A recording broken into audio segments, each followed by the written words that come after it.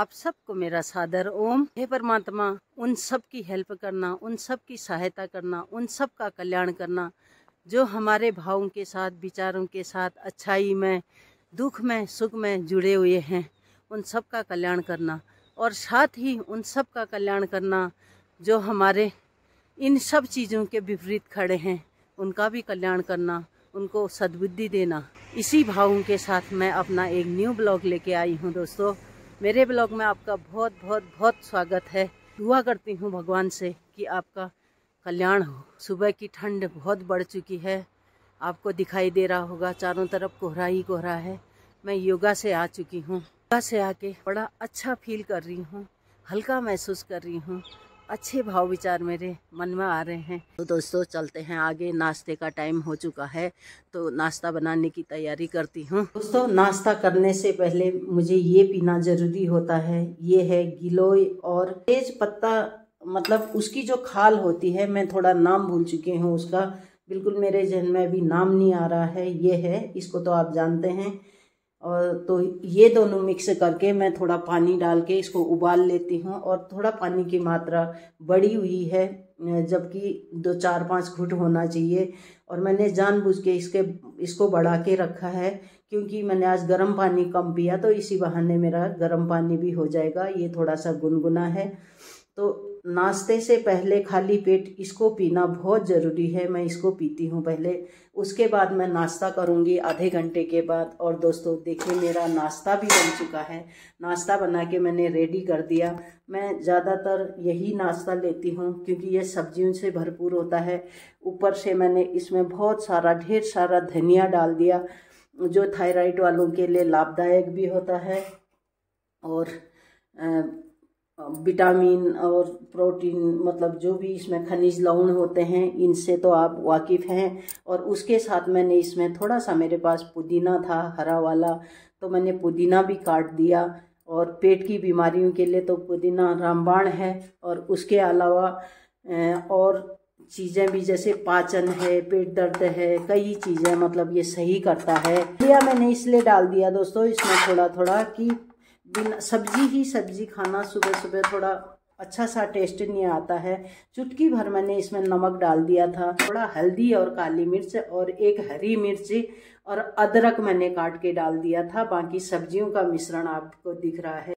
तो आज सुबह से योग की बातें ही चल रही हैं। अगर मैं थोड़ा सा योग के बारे में ही डिस्कस कर लूँ तो कैसा रहेगा? अभी बातों से बोरियत होगी या फिर आपको लगेगा कि ये एक फालतू का बोल रही है, तो मैं उसके लिए आपसे क्षमा चाहती हूँ। और आपसे भी आग्रह कर रही हूँ कि आप आएँ, योगा करें। और आप जहाँ भी हैं अपने घर में ही योगा करें। भगवान से मिलन का, अपनी बुद्धि को बढ़ाने का, तन मन को साफ करने का एक बहुत बड़ा समय है दोस्तों, इसको न गंवाएं।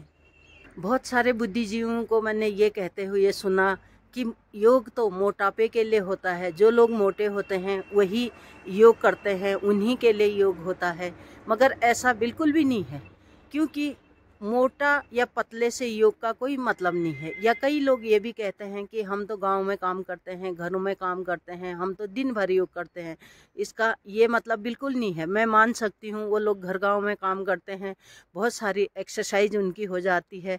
तो जो हम आंतरिक, जो हमारे भाव होते हैं, जो विषैले तत्व, जो हमारे दिमाग में बुरे भावनाओं के जो कीटाणु होते हैं, जो बुरे भाव होते हैं, और जो हमारे अंदर की गंदगी होती है, उसको साफ करने का एक साधन भी है योग।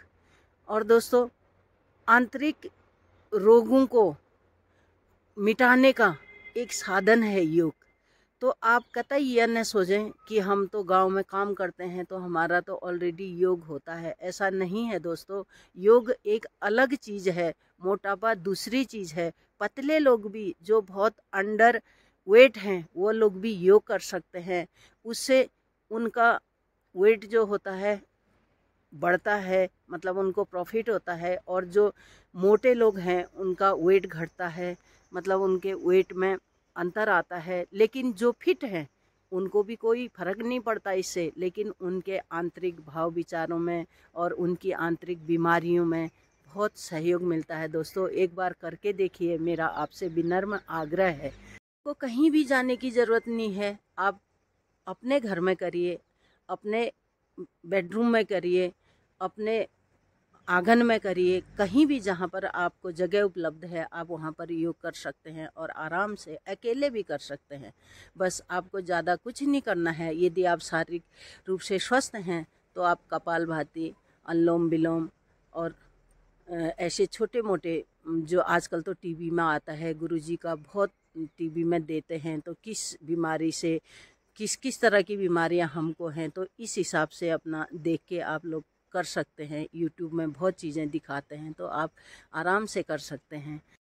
चीज़ कहना चाहती हूँ, जब भी मैं अपना ब्लॉग डालती हूँ, चाहे सुबह हो, शाम हो या रात हो, मतलब कभी भी हो, क्योंकि मैं समय के अभाव कहें या फिर कोई और अन्य प्रॉब्लम कहें या ब्लॉग नहीं बना होता है, चाहे कैसे भी हो, मैं अपने ब्लॉग को निश्चित समय पर नहीं डाल पाती हूँ। कभी नेटवर्क प्रॉब्लम होती है, कभी नेट नहीं होता है, तो कई चीज़ें होती हैं, कई प्रॉब्लमें होती हैं। तो मैं देखती हूँ दोस्तों, जब भी मैं अपना ब्लॉग डालती हूँ, चाहे किसी भी समय में डालूँ, तो वो उसी समय एक लाइक आ जाता है।